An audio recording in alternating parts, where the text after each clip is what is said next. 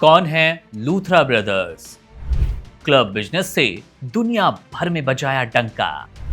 Goa club blast के बाद Thailand में दबोचे गए कितने अमीर हैं? गोवा के अरपुरा स्थित birch boy Romeo Lane night club में शनिवार की वो काली रात शायद ही कोई भूल पाए जब आग के तांडव ने 25 हंसते खेलते लोगों की जिंदगियों को राख कर दिया।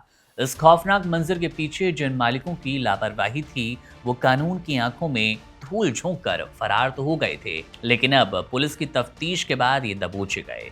जैसे जैसे ये तफ्तीश आगे बढ़ी लूथरा ब्रदर्स के काले कारनामे और उनकी अकूट संपत्ति के राज भी परत दर परत खुलते गए। सबसे पहले बात करते हैं उस बड़ी गिरफ्तारी की जिसने इस केस में नई जान फूंक दी, क्योंकि गोवा पुलिस ने दिल्ली पुलिस की क्राइम ब्रांच के साथ मिलकर एक बड़ा जाल बिछाया और रविवार रात को दिल्ली के पंजाबी बस्ती सब्जी मंडी इलाके में भरत कोहली नाम के शख्स को दबोच लिया था।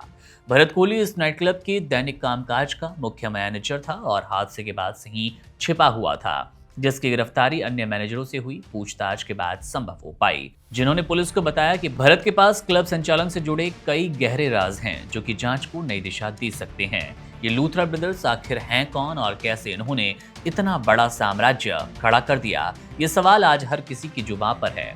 दिल्ली के हडसन लेन के रहने वाले गौरव लूथरा और सौरव लूथरा सगे भाई हैं और दोनों ने मिलकर हॉस्पिटैलिटी की दुनिया में अपना सिक्का इस कदर जमाया कि मानो रेस में कोई था ही नहीं, जिसमें 40 साल का सौरव लूथरा और 44 साल का गौरव लूथरा महज कुछ ही सालों में फर्श से अर्श पर पहुंच गए।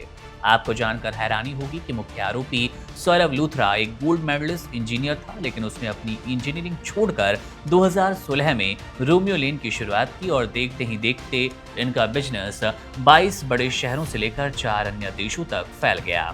इनकी रईसी और रुतबे का अंदाजा इस बात से लगाया जा सकता है कि आज इनके पास 150 से 250 करोड़ रुपए के पर्सनल नेटवर्थ है और इनके रेस्टोरेंट और क्लबों से सालाना कमाई 200 से 300 करोड़ रुपए के बीच होती है। रोमियो लेन, बर्च और मामास बॉय जैसे बड़े ब्रांड्स के मालिक होने के बावजूद पैसे की हनक ने शायद उन्हें इतना लापरवाह बना दिया कि उन्होंने लोगों की सुरक्षा के मानकों को ताक पर रख दिया। हादसे के तुरंत बाद जब पीड़ित परिवार अपनों को ढूंढ रहे थे और चीख पुकार मची थी, तब ये दोनों शातिर भाई मौके की नजाकत को भांपते हुए 7 दिसंबर की सुबह 5:30 बजे इंडिगो की फ्लाइट संख्या 6E1073 पकड़कर फुकेत थाईलैंड फरार हो गए ताकि वे भारतीय कानून के शिकंजे से बच पाएं। पुलिस जब इनके दिल्ली वाले हडसन लेन पहुंची तो वहां सन्नाटा पसरा था और आरोपी नहीं मिले, जिसके बाद पुलिस ने परिवार वालों से लंबी पूछताछ की और घर के बाहर नोटिस चस्पा कर दिया।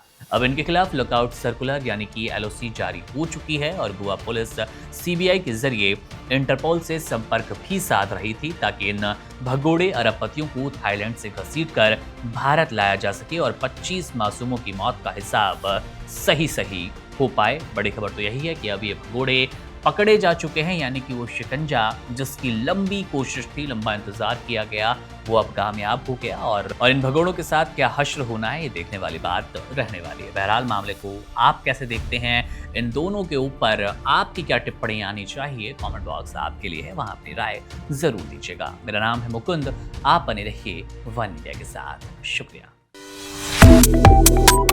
Subscribe to One India and never miss an update. Download the One India app now.